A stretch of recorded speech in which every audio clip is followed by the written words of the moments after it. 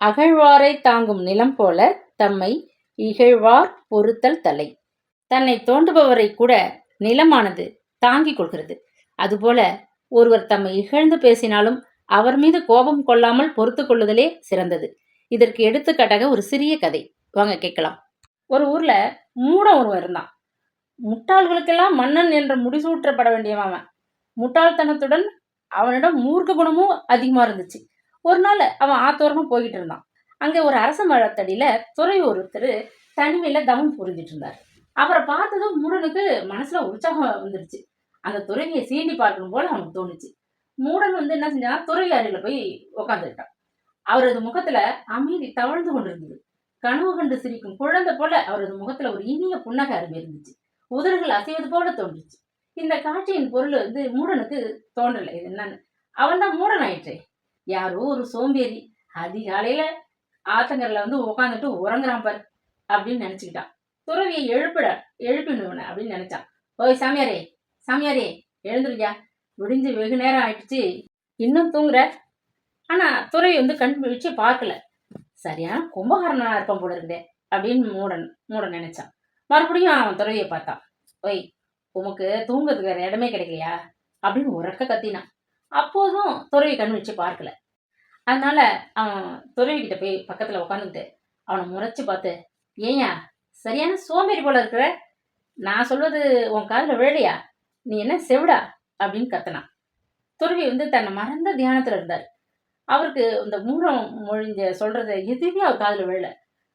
அவர் இந்த உலகத்தை விட்டு எங்கேயோ வேறொரு உலகத்துல சஞ்சரிச்சு கொண்டிருந்தார். என்ன சொல்லியும் அந்த துறவி விழிக்காம இருக்கவே மூடனுக்கு கோபம் வந்துச்சு. அதனால என்ன செஞ்சான், அவரது தோல்ல கையை வச்சு அவரை அசைச்சு பார்த்தான். அவரது தலையில ஒரு தட்டு தட்டினான். ஓய், நீ என்ன மனிதனா இல்ல எருமையா? கஷ்டப்பட்டு உழைச்சா தானே உடம்புல சொரணம் இருக்கும். ஊர் சொத்தை விழுங்கிட்டு இங்க இறை எடுத்த மலைப்பாம்பு போல உட்கார்ந்து கொண்டே தூங்குறியே, படுத்துதான் தூங்க அப்படின்னு சொல்லிட்டு அவரை பின்புறமா தள்ளிட்டான். துறவி அப்படியே பின்னால சாஞ்சிட்டார்.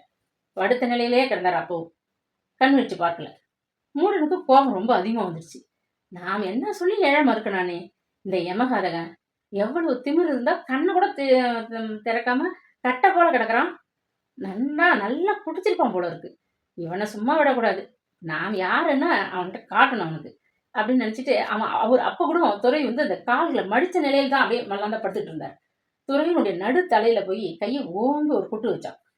துறவி எந்திருக்கிறாரா அப்படின்னு பார்த்தான். அப்பவும் அவர் எந்திரிக்கல. இந்த தண்டச்சோட்டு தடி நான் எழுப்பாம நம்ம போறது இல்லை அப்படின்னு நினைச்சிட்டு அவன் தனக்குள்ள மனசுக்குள்ளே நினைச்சுக்கிட்டு அவர் இடுப்புல ஓங்கி ஒரு உத விட்டான். அப்பொழுதும் துறவி அசைஞ்சு கொடுக்கவே இல்லை. ஆனால் மூடனுக்கு சந்தேகம் வந்துருச்சு.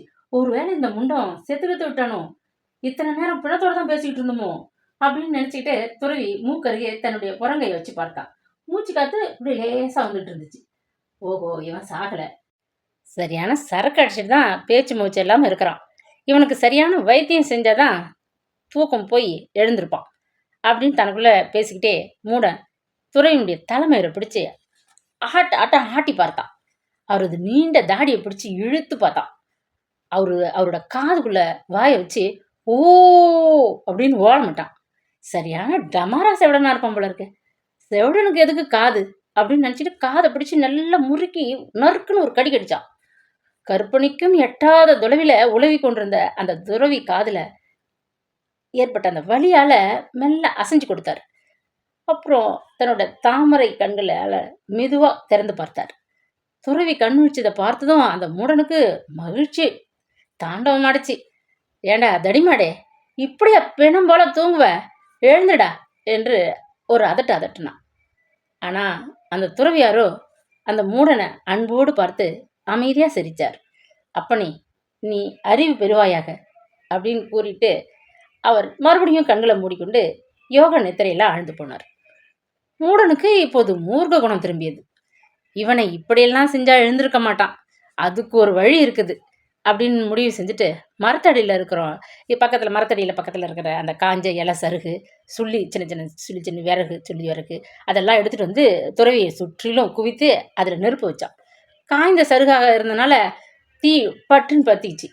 சுள்ளிலாம் சடப்படன்னு எரிஞ்சுது. நெருப்புக்கு மேலே புகை எழுந்து சுழண்டுக்கிட்டே போச்சு. அப்போது அந்த துறவியின் சீடம் ஒருவன் ஆற்றுல குளிச்சுட்டு அப்போ தான் திரும்பி வந்துட்டு இருந்தான். அவன் தன்னோட குரு படுத்து கிடப்பதையும் அவன் பக்கத்தில் நெருப்பு எல்லாம் நல்லா நல்லா ஜெகஜோதியும் எரியறதையும் பார்த்துட்டு பதச்சு அலறிட்டு ஓடி வந்தான்.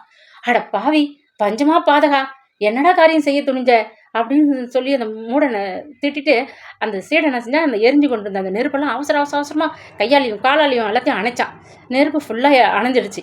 அணைஞ்சவொடனே சீடன் மூடனை பார்த்து, ஏய் முட்டாளே, இவர் உனக்கு என்ன தீங்கு செஞ்சார், ஏன் அவரை உயிரோட தீ வச்ச அப்படின்னு கத்தனான். மூடன் தன்னோட தவறை கொஞ்சம் கூட உணரல. ஏன் கழுத போல கத்துற, இந்த சோம்பேறி யாரு அப்படின்னு கேட்டான். சீடன், அவர் பெரிய ஞானிப்பா, ஒரு பெரிய யோகி அப்படின்னு சொல்லிட்டு நான் அவருடைய சீடன் அப்படின்னு சொன்னான். தன்னுடைய குரு சித்திகளில் வல்லவர், முக்காலமும் உணர்ந்த ஞானி, அவருக்கு கோபம் வராது, வந்தா இந்த உலகத்தையே பஸ்வமாக்கிடுவார் அப்படின்னு விளக்கி ஒரு சொன்னான். அதை கேட்டு மூடம் பயந்துட்டான். அவர் கண்ணை விழித்து பார்த்து, நம்மளை நாயாவோ நரியாவோ மறுபடியும் சாபமிட்டு விடலாம், அல்லது காட்டு பண்ணி ஆக்கிடலாம், அல்லது நெற்றிக்கண்ணை திறந்து நம்மளை எரிச்சிடலாம் அப்படின்னு அஞ்சு நடுங்கினான். ஆயினும் மூர்க்கத்தனம் உள்ளவன் அவன். சீடனை பார்த்து, சரி ஐயா, அவர் அத்தனை சக்தி படைத்தவராகவே இருக்கட்டும், நான் செஞ்ச பிழைகளை ஏன் பொறுத்து கொண்டார், ஏன் என்னை தண்டிக்கல அப்படின்னு கேட்டான். சீடன் அந்த முடவனினுடைய அறியாமைக்கு இறங்கினான். அவனை தனியாக தள்ளி கொண்டு ஒரு இடத்துக்கு போனான். நான் உனக்கு ஒரு உண்மையை சொல்லித்தருகிறேன், அதுக்கு நீ ஒரு காரியம் செய்யணும் அப்படின்னா.